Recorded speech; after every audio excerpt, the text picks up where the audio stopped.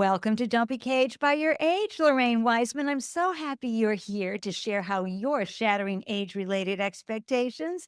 How you doing? Fantastic. Thank you so much for having me.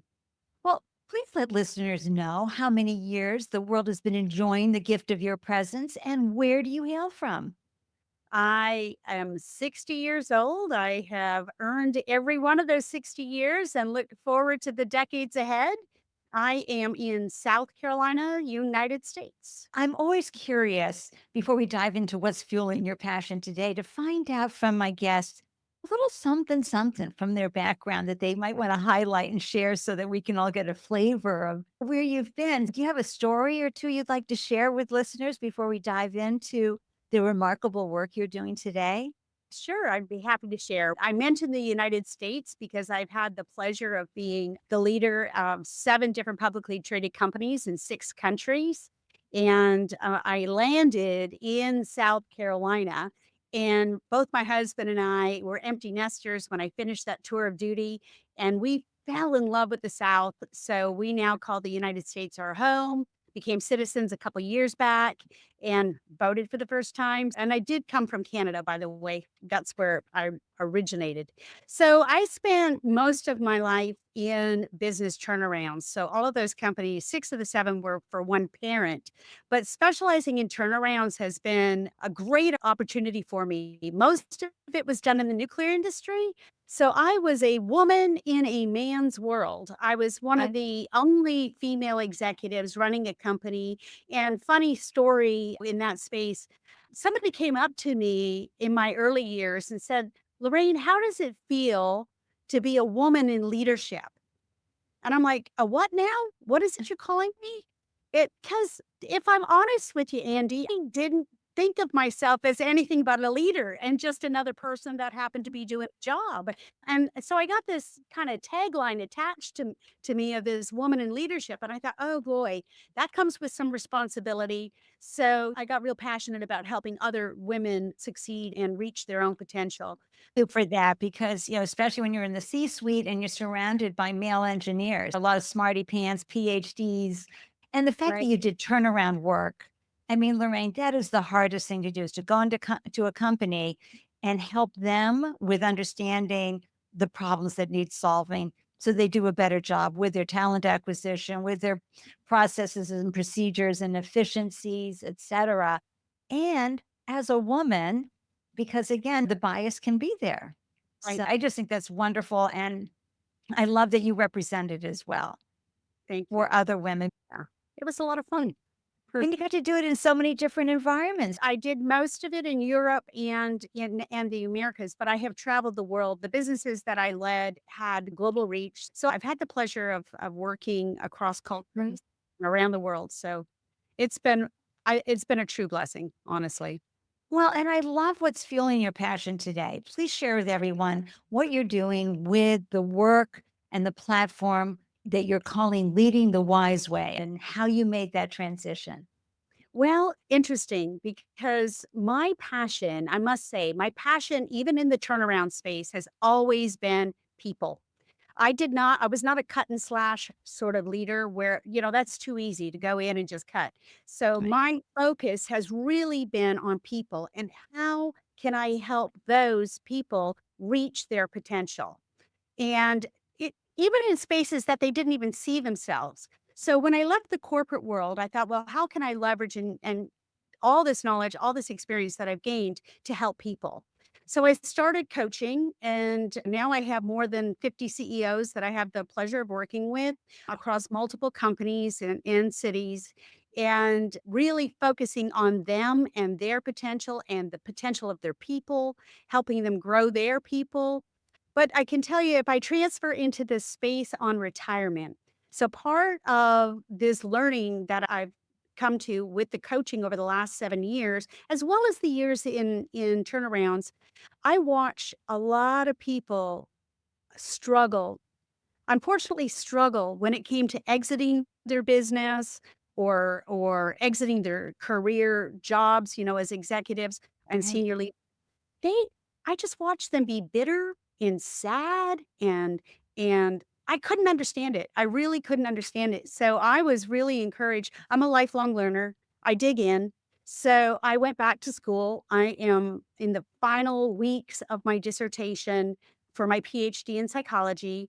And my whole focus is on this transition to retirement. And so I have become very passionate and very engaged in what do we need to do and how can I help? How can other leaders help Right.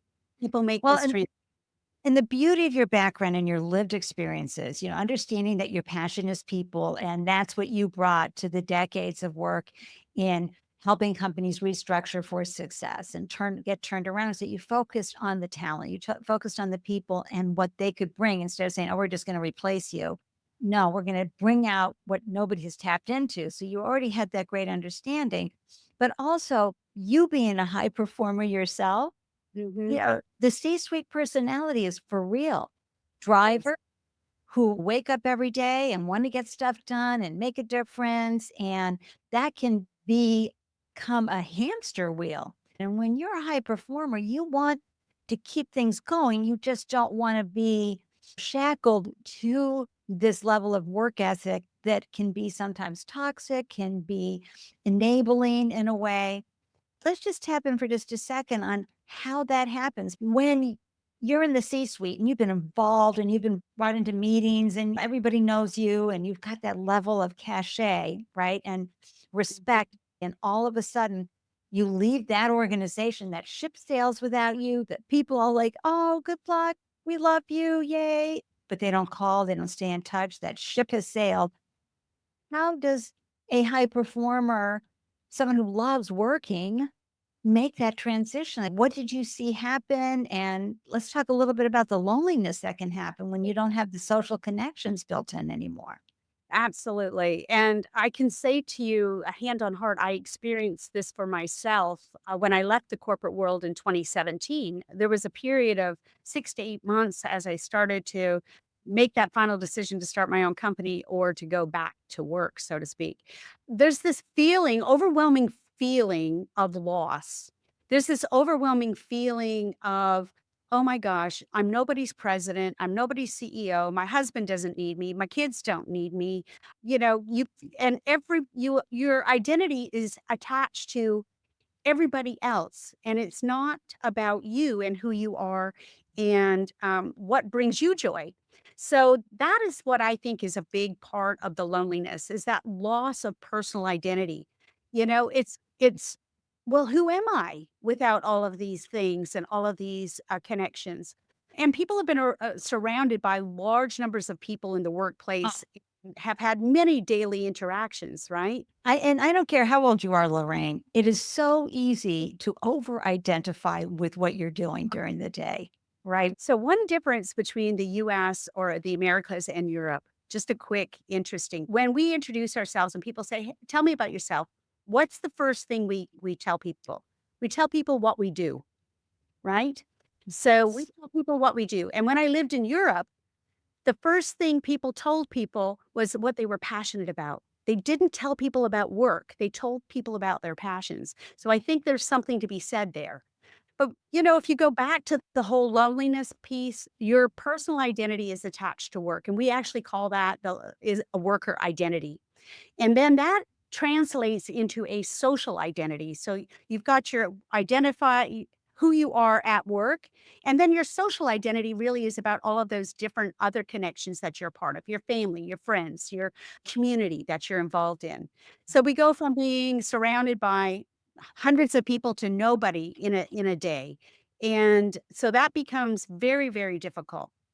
And you lose the connection. People feel that they no longer have relationships with a purpose, right? Oh, Some people have this big plan. They're going to move to Florida. They're going to move to wherever to retire, we're going to and sail they around the move to this. world. We're going to go travel everywhere for 6 months. Okay. What happens when that's done? Right, for 6 months. But even those that actually move to new cities, they move, and then they're like, "Well, I don't know anybody." They forget the importance of that social connection, and in your 60s and as you're going through this stage of your life, it's not as easy to get out and make friends and build those strong relationships as it Well, might have, certainly not as easy, but you're a little more fussy and who you right? spend time with, right? You don't have the patience, Lyons. Through the archive, through that. That's the one thing I can say I do now is I choose who I spend time with. So I choose who I coach. It's a mutual understanding of Right. we're in this together, so to speak. Um, and so that's really it is a big deal. It is a And big deal. And listeners, we are chatting with Lorraine Wiseman. Please visit her website, leadingthewiseway.com, to learn more about her remarkable work in helping people manage this very important transition in life, which is society has told you that the clock is striking midnight on a milestone year. So therefore, you need to become a horse and go out to pasture.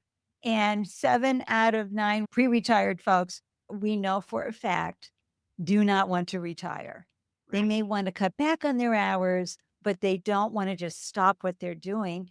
And we're talking a lot about those high performers, those who have been used to being in the C suite, making decisions. And you just mentioned a really important part, which is the connections are often tied into sometimes relationships that you've built up over the years. If you don't have someone like Lorraine who's helping you explore and peel back the layers and what can excite you, what can fuel your passion, helping you through that transition, you could easily get caught up in depression. Lorraine, how do you help people with that transition? yeah, exactly. And it's interesting. I'm going to give you a statistic. 41.4 million people will be retiring over 2025. And the estimate right now is that 25% of those will end up with a diagnosis of depression within that first year. We need to find a way to help folks make that bridge and bridge the gap. And I think employers can do this successfully if they understand the transition and what they can do to support. So a couple of things.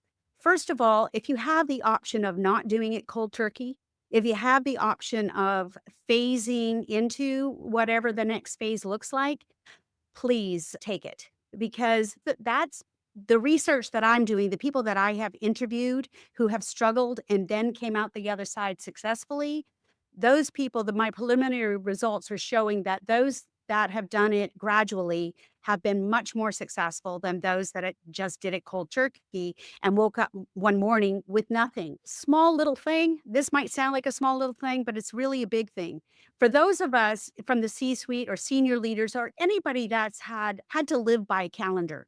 And in most cases, that calendar has been scheduled for us and not by us, right? So all of a sudden you wake up and you go in, you grab your phone and you're looking at Outlook and you're going, okay, I have nothing. And then 3 weeks from now, you're looking and you're going, "Okay, I still have nothing." It's really difficult. So one little thing that I would encourage people to do is schedule your day. No matter what that day looks like, whether it's getting up and sorting your closet or getting down to the grocery store or going to the community center or whatever it is you have on your day, put it on a calendar. Put your calendar, make it visible. Check your calendar so that you can keep that some semblance of a structure in your day. But making those other connections are important. So if I could I have go to ahead. say, Lorraine, that calendar idea is a powerful strategy. I have not heard that yet. Thank you so much for that nugget. Okay. One more thing that if I could, first of all, recognizing that if you are feeling sad and you are feeling lonely and you are going through a hard time, is recognizing, first of all, give yourself some grace because it is a grieving process. You're actually grieving the old you and what you did but there's an opportunity there. It's like when you graduate college, right? And you're off to this fresh new start and you're all excited about what's next. But you get to what's next and then you start looking back going, "Man, I miss this. Man, I miss that." Right? Mhm. It's just that next phase. People miss the people and the association and the connection. Rather, I haven't met too many people that actually miss running a spreadsheet or Right. the Some of the time nitty gritty stuff they had to do for sure. much more interested in the relationships and the decision. And using their strengths. So, Andy, I'm not sure if you're familiar with Strength Finders 2.0, Tom Roth. Mm. It's a Gallup tool. It's something I've used to coach people over the years from in their careers. And that is really about, it's called Strength Finders. And it's about understanding your strengths. And strengths are not things that you're good at, strengths are actually things that bring you energy. So, and if you're spending time in an area that brings you energy, it's going to create all those chemical reactions, get the dopamine going, and you're going to feel good, right? So, understanding how your strengths translate into other activities outside of your career. So, for example, I had one person that spoke a lot. He just loves strategic thinking, strategic planning, loves problem solving. So, we started to explore some of the things that he enjoys outside of work, and one of them was chess. Because it's the exact same skill, it's the exact same strength that you're using and leveraging, so he joined a chess club that met twice a week in his calendar and was able to apply those strengths. And he'd come home pumped up every Tuesday and Thursday from his chess match. Now he's competing. And I just love that, something fierce. And listeners, you'll recall when we were chatting with Julie Dennis, who became a private eye.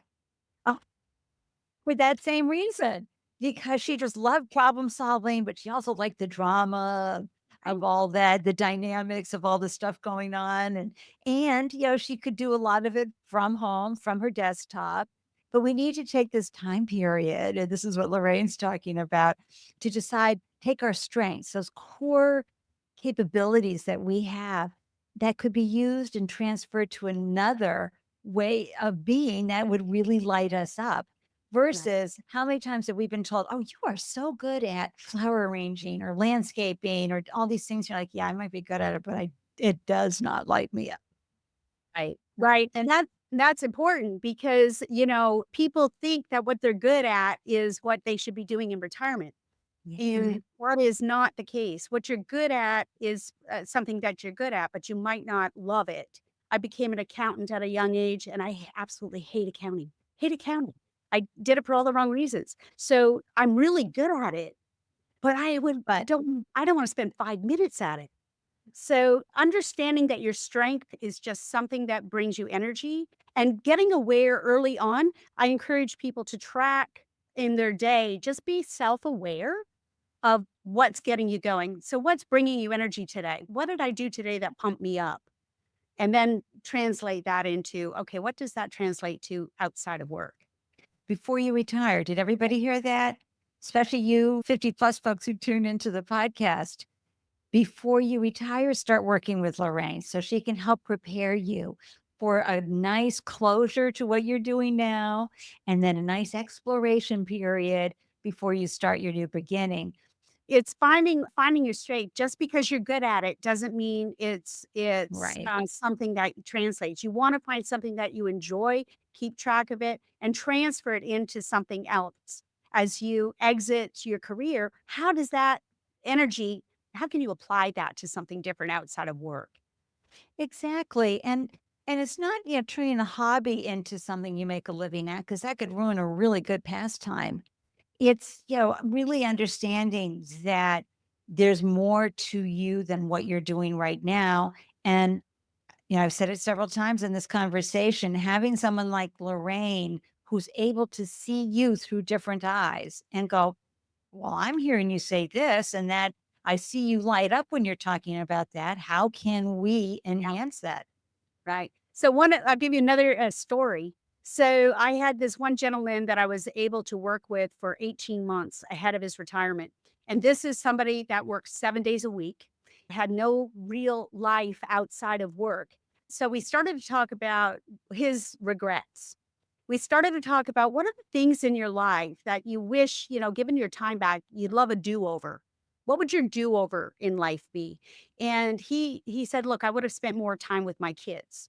And I said, "I think all of us executives, every one of us would say the same thing." I said, "But you have an opportunity. How close are your grandkids?" So we started to talk about the grandkids. And I said, "Are you, why don't you share where you are in this journey with your daughters And so he did, and then the next step was get the kids' calendars, the grandkids' calendars, and every week, just once a week, pick one grandkid and go to either their game or their practice or their show or their whatever activity they happen to be in.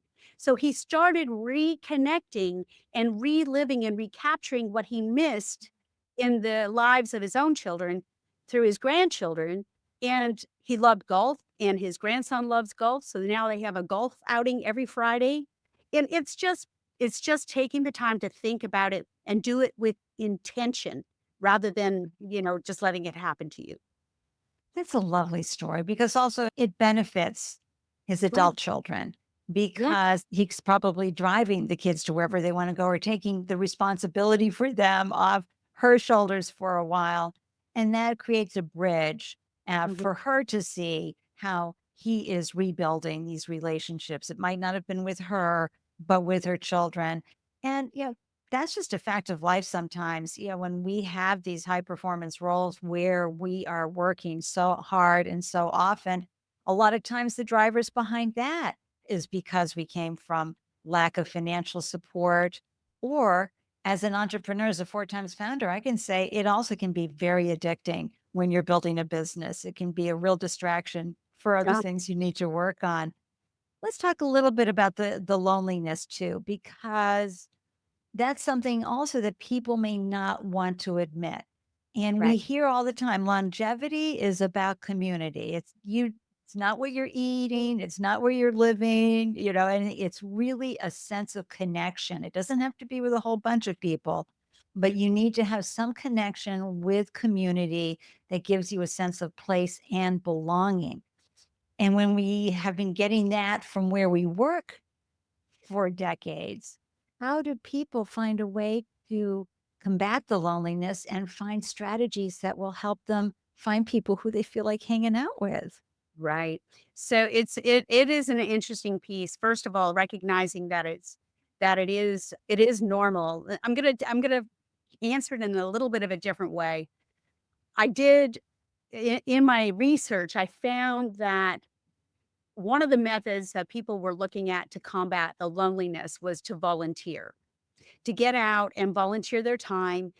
Now, the caveat that came out of that, the more I read, the more I learned that volunteerism has to come with a sense of purpose, right? It's not just Mhm. the time you spend because people try to fill their time. Remember that calendar piece. People are Right. trying to fill their time, but filling their time without a sense of purpose is not going to combat the loneliness. They can be surrounded by people and be completely lonely. So it's really important to rediscovering your purpose. What is it that you hope to accomplish? Just as you do in career planning, what is it that you hope to accomplish in your retirement? What is it that you hope to accomplish in this decade of your life? What is it? Because it's that sense of purpose and what it is you're trying to achieve that's going to help you combat the loneliness. It's because you're driven again, you're driven by something. And then Right. and then going and finding those like-minded people. Now, volunteerism is a way of doing that, but you have to align your strengths and what brings you joy and your passion with whatever it is you're volunteering to do. And if you can't find something that you're volunteering to do, guess what? You can create your own company, your own organization, and pull people to you. So, another example, I met this one gentleman through my interview process who was struggling. And then he realized, okay, I've got to get past this. So his passion, what he loved to do was hang out in dive bars, meeting Oh new my gosh, I want to go with right. him. So he loved hanging out in these bars because he loved meeting new people and he loved hearing stories about people. And that's really what brought him energy was just hear from complete strangers. So what did he do? He always had a passion for beer and he always was fascinated with the brewing industry. So he went to one of these local breweries, call them craft brewers, Microbreweries. local Yeah. brewer. I'm not a beer drinker, so I'm not quite literate in that space, but anyway, he went there and he got chatting with the guy that owned the place and he hired him. So now a couple nights a week, he goes and he serves beer and he chats with people and he gets to learn all of the things, but it's a part-time job. He's not there for the money. He's there for the conversation. He doesn't Absolutely. And the opportunity to go to a dive bar or two. Right. Yeah. So, I mean, it's just, it really is what brings you joy. And when you're down, when you're at the bottom of that pit and you Mm. feel like there's no coming out, first of all, my encouragement is if you get if you get to that point, please seek help. So, because people, you can get help, you can get through this. So, seek a professional help. Um, Medicare pays for it, and whatever you're using for your yeah. supplemental insurance, they pay for it very nicely. Because it's important that you come out the other side. But recognize that in the moment, if this is a new part, if you're just going into this retirement phase, that it's normal. And but leading in on your family and friends and acknowledging where you are, that, you know what, I really need some help with this. And lean in on them and they'll pull you in, again, with purpose. I can't emphasize that enough. You know, I'm sure you know Simon Sinek and his book, Start with Why. Yeah. Read the book in retirement and start with your why. Absolutely. And it's okay to be doing things that serve you. Don't be caged by your age. That's is Right. serving me and keeping me engaged in a new industry, the pro aging industry. It was a wonderful decision. And what I also really appreciate that you talk about, Lorraine, is the grieving process. Loss is real. If you don't take the time to really acknowledge the years that you worked, the fact that that chapter is done, Mhm. and you're going to, ambition is ageless, everyone. You can have ambition till your last breath, but Yeah. you're going to be focusing that ambition in a different way going forward. But really acknowledging and having, that ritual or whatever it is you need to do to go through that process. Because if you don't go through it, and I know you know this, Lorraine, it will come back to bite you in the butt. Yeah. And so take that time, whatever that looks like for you, and really understand. And it's still going to bubble up over a period of time. And I also want to say to the listeners, hop on Meetup, okay, meetup.com. There's always going to be something interesting nearby that you might want to partake in. It's a wonderful platform, right, Lorraine? It sure is. It Y- sure is. Yeah. Especially for the international crowd. This is so fascinating. How can folks work with you, learn from you, continue to follow you, and stay in touch with you and be inspired by you, Lorraine? Well, first of all, you're welcome to reach out to me on my website, leadingthewiseway.com. You can find me, my email is lorraine.wiseman@leadingthewiseway.com. In 2025, please keep your eyes open. I will be publishing a book. It's called Becoming a Previously Important Person, Rediscovering Your Purpose in Retirement. So I'm planning on taking all the research and all the effort that's gone into the meeting with people, spending time with people, all the learning and sharing best practices and just some food for thought. And of course, many, many more stories along the way. So that Oh my gosh, Lorraine, say the title again because that is delicious. becoming a previously important person, rediscovering your purpose in retirement. Ah, we need that more than anything. You are singing our songs. Listeners, be sure to follow Lorraine everywhere she glows. Be sure to hop onto the Don't Be Caged by Your Age website. Get signed up for the newsletter so you don't miss an episode of these wonderful, impactful, and inspirational conversations with folks who are shattering age related expectations and stereotypes. This podcast is here to help you find the resources, inspiration, and ideas that you need to thrive after 65. We are dissolving the stigma of what retirement is supposed to look and feel like. And boy, did you cover that here today, Lorraine. Thank you so much for joining me. Thank you very much, Andy. It's been my pleasure to spend time with you.